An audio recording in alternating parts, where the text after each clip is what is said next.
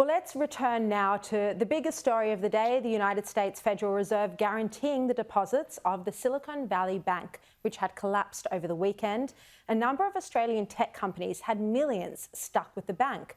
And over the past 2 days, it has been a very anxious wait for a lot of these companies. Joining us now to discuss is one of these CEOs, Andrew Job, CEO of Plotlogic. Thank you very much for joining us tonight. You must be so relieved to hear the news from Janet Yellen today that the deposits will be guaranteed. Yeah, it's fantastic news, and we won't sleep until we can actually get the money out, but 95% of the way there. So we're pretty happy after quite a tumultuous weekend and last few days for us. Now, this bank had about 50% tech startups, and it was recommended to many companies, including in Australia, companies like yours, as being the one to deposit with in the United States. What attracted you to SVB? Why did you choose them to bank with as you were expanding your company?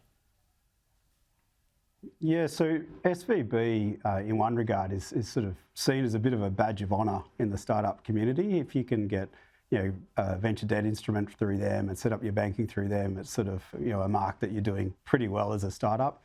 We flipped up to a Delaware C Corp as part of our Series A transaction, so we have a US parent entity.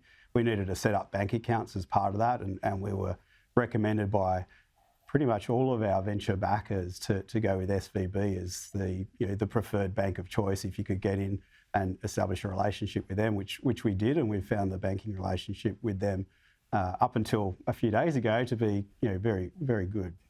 So, I mean, word started to leak that SVB was having liquidity issues.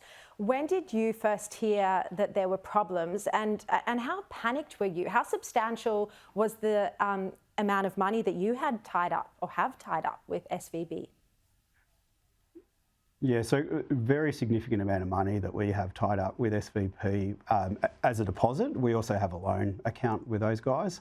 We maintain a certain amount of essentially 2 to 3 months worth of cash reserves in our local Australian bank to make sure that we can cover salaries and the like for disruption events.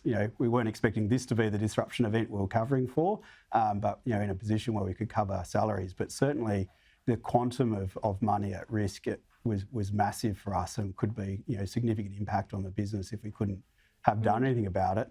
We got a first whisper of this essentially Wednesday and didn't really started looking at it on heightened alert. I was in Perth for meetings on Thursday and then caught the late flight back to Australia about 3 a.m.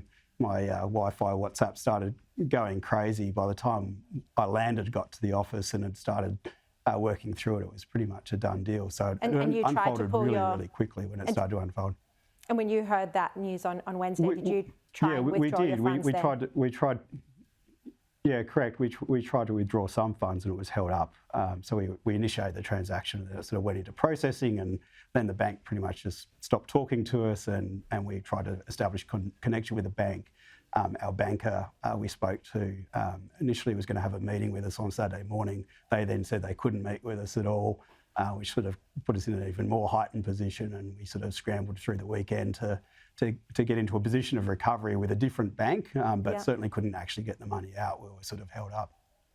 Now, as we mentioned, we've heard that news from Janet Yellen, and Biden is expected to make an announcement when the day gets going in the US.